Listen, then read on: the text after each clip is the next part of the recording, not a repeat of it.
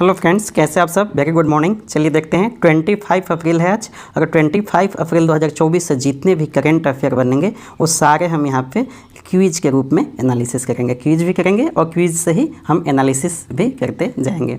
तो चलिए सीधे चलते हैं टॉपिक पे। देखिए पहली क्वेश्चन क्या है, कौन सी संस्था ने एशिया में जलवायु की स्थिति 2023 की चौथी संस्करण का अनावरण किया।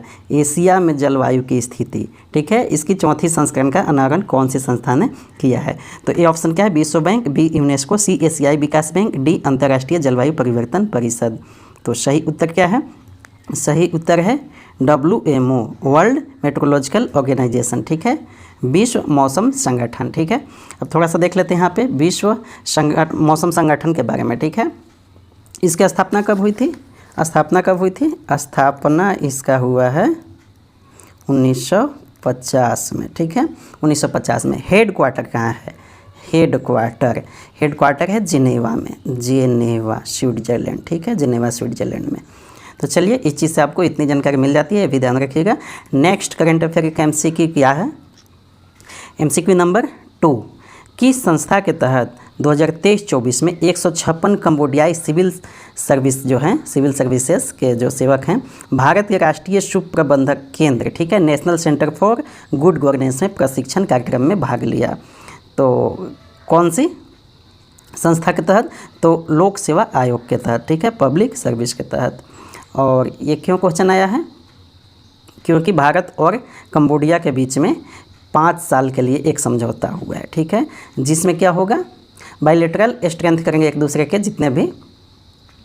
हमारे यहाँ देखिए भारत में maximum government, minimum government, maximum governance आपने सुना होगा। ठीक है, मिनिमम गवर्नमेंट, मैक्सिमम गवर्नेंस, कम सरकार और अधिक आपका सेवा। ठीक है, एक तरह से हमारे यहाँ का विचार है। इस विचार को सफल करने के लिए ह्यूमन रिसोर्स डेवलपमेंट के लिए ये कॉपरेशन एक दूसरे के देश से के साथ किया जाएगा, कंबोडिया और भारत के बीच में। ठीक है, ये 5 साल के लिए समझौता है। ठीक है, चलिए नेक्स्ट क्वेश्चन पे चलते हैं।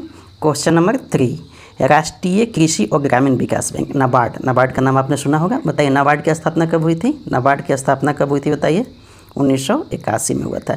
ये एक एक्ट के तहत हुआ है। ठीक है, नाबार्ड की स्थापना जो है एक एक्ट के तहत हुआ है। एक्ट का नाम क्या है, नाबार्ड एक्ट। ठीक है, और ये जो है डिपार्टमेंट ऑफ फाइनेंस के अंतर्गत काम करता है, मिनिस्ट्री ऑफ फाइनेंस के तहत। ठीक है, नाबार्ड का हेड क्वार्टर कहाँ है, नाबार्ड का हेड क्वार्टर है मुंबई में, मुंबई में। ठीक है, तो नाबार्ड ने अपनी जो है क्लाइमेट स्ट्रेटेजी 2030 दस्तावेज जारी किया है। ठीक है, यह दस्तावेज किस दिन जारी किया गया है, तो ये पृथ्वी दिवस के अवसर पे 22 अप्रैल को जारी किया गया है। ये ऑप्शन सही होगा।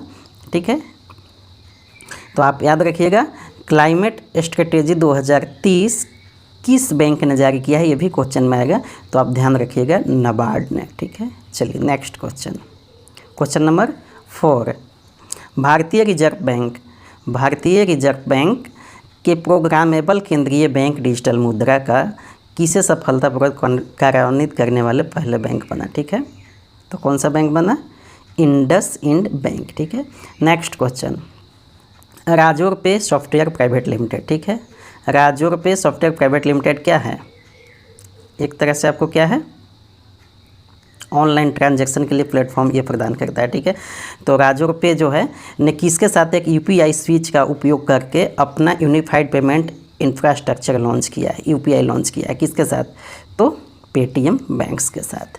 अच्छा, राजोरपे अपना UPI इनोवेशन में कब शुरुआत किया है, 2017 में, और इस कंपनी की स्थापना हुआ है 2014 में राजोरपे का। ठीक है, UPI के क्षेत्र में यह कब इन किया है, 2017 में।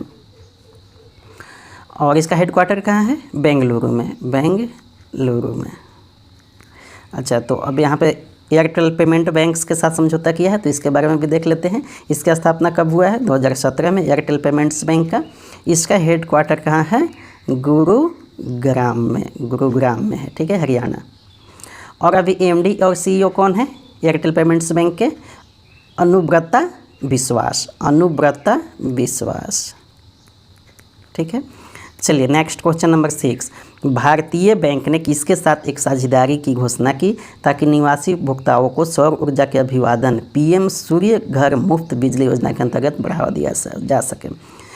पीएम सूर्य जो है मुफ्त घर बिजली योजना क्या है, इसके तहत 3 किलोवाट तक का सोलर पैनल आपको सब्सिडी, और उसमें क्या है 7% ब्याज दर 10 साल के लिए दिया जाता है। ठीक है, तो इसके लिए क्या है, भारतीय बैंक, इंडियन बैंक, ठीक है, इंडियन बैंक एक पीएस पब्लिक सेक्टर का ही बैंक है। ठीक है, और इसका ये दक्षिण भारत में इसका हेडक्वार्टर है। इंडियन बैंक का हेडक्वार्टर कहाँ है, तमिलनाडु में है। ठीक है, इसका भी एमडी और सीईओ कौन है, शांतिलाल जैन। एमडी और सीईओ भारतीय बैंक के क्या हैं, MD and CEO Shantilal Jain. ठीक है, तो भारतीय बैंक ने किसके साथ एक साझेदारी की घोषणा की है, ताकि निवासी उपभोक्ताओं को सौर ऊर्जा के अभिवादन जो पीएम सूर्य घर मुफ्त बिजली योजना के अंतर्गत है को बढ़ावा दिया जा सके। इसे बढ़ावा दिए जाने के लिए तो किसके साथ, सही उत्तर क्या है, टाटा पावर सोलर सिस्टम के साथ, टाटा पावर सोलर सिस्टम के साथ। नेक्स्ट क्वेश्चन नंबर 7, किस तारीख को टाटा स्वामित्व एयर इंडिया और जापान की सबसे बड़ी एयरलाइन जो है एआई निप्पॉन एयरवेज, मतलब कि एयर इंडिया के बीच में एआई निप्पॉन एयरवेज के बीच में कोड शेयर समझौता हुआ है। ठीक है, फॉर कनेक्टिंग दियर नेटवर्क्स, आपस में एक दूसरे के नेटवर्क, इससे क्या होगा, पैसेंजर की सुविधा होगी एक जापान और भारत में, तो शुरुआत की है। तो किस तारीख को, सही उत्तर है 23 मई 2024। ये तारीख इंपॉर्टेंट नहीं है, क्वेश्चन को घुमा दिया जाएगा और आपसे पूछेगा कि टाटा पावर और जापान के किस एयरलाइन कंपनी के बीच में कोड शेयर समझौते पर हस्ताक्षर हुए हैं। ध्यान रखिएगा, एआईआई Nippon Airways. Next question number 8, किसने रतन टाटा को 2021 के लिए कलिंगा सामाजिक विज्ञान संस्थान, Kalinga institute for social science मानवतावादी पुरस्कार से सम्मानित किया। रतन टाटा को 2021 के लिए किया गया। 2021 में क्यों नहीं किया गया था, क्योंकि कोविड आ गया था। अब कोविड के कारण ये रिसीव नहीं कर पाए थे। ठीक है, नहीं कर पाए थे, तो इन्हें 2021 के लिए दिया गया है। तो फिर 2023 के लिए किसे दिया गया है, बिल गेट्स को, बिल गेट्स को 2023 का दिया गया है। और ये रतन टाटा को 2021 के लिए अभी दिया गया है। एक ही साथ रिसीव नहीं कर पाए थे, तो 21 के लिए इन्हें अभी दिया गया है। ठीक है, कलिंगा सामाजिक विज्ञान संस्थान के द्वारा दिया गया है। तो किसने दिया है, डॉक्टर अच्युत सामंत ने दिया है, डॉक्टर अच्युत सामंत। ये जो है डॉक्टर अच्युत सामंत, यही फाउंडर हैं किसके, कलिंगा सामाजिक विज्ञान संस्थान, Kalinga institute for social science, और एक और है institute Kalinga institute industrial technology, Kalinga institute industrial technology, कीट और कीस, 2 संस्थान हैं जिनकी स्थापना जो है डॉक्टर अच्युता सामंता ने किया है, और इन्होंने ही अभी रतन टाटा को दिया है सोशल संस्थान के लिए। चलिए नेक्स्ट क्वेश्चन नंबर 2, क्रिस्टल मेजे 2 मिसाइल की क्षमता क्या है, ये क्यों आया है, अभी इंडियन एयरफोर्स का जो अंडमान और निकोबार विंग है उन्होंने क्रिस्टल मेजे 2 मिसाइल को सफलतापूर्वक टेस्ट किया है अभी। तो इसकी क्षमता क्या है, सही उत्तर क्या है, 250 किलोमीटर है, लगभग 250 किलोमीटर है। और इसे क्रिस्टल मेजे 2 को रॉक्स भी बोला जाता है, ROCKS, रॉक्स भी कहा जाता है इसे। ठीक है, और इसे टेस्ट किया गया है सुखोई 30 MKI उड़ान से, इसे टेस्ट किया गया है इस उड़ान के द्वारा। चलिए नेक्स्ट क्वेश्चन देखते हैं, किस दिन को राष्ट्रीय पंचायती राज दिवस के रूप में मनाया जाता है। पंचायती राज दिवस के रूप में आप सभी जानते हैं 24 अप्रैल को मनाया जाता है। और हमारे यहाँ पंचायती संस्थान का 73वां संविधान संशोधन के द्वारा इस इंस्टीट्यूट का संस्था का स्थापना हुआ था। 73वां संविधान संशोधन कब हुआ था, 1992 में। ठीक है, और 24 अप्रैल 1993 को इस इंस्टीट्यूट की पंचायती राज इंस्टीट्यूट की स्थापना की गई। 92 में संशोधन हुआ और 24 अप्रैल को किया गया। और पहली बार यह कब मनाया गया था, 2010 में पंचायती राज संस्थान दिवस, राष्ट्रीय पंचायती राज दिवस मनाया गया था 2010 में। उस टाइम प्रधानमंत्री थे मनमोहन सिंह। ठीक है, तो चलिए फ्रेंड्स, आपने अभी तक चैनल को सब्सक्राइब नहीं किया है तो सब्सक्राइब जरूर कर लीजिएगा। Thank you very much.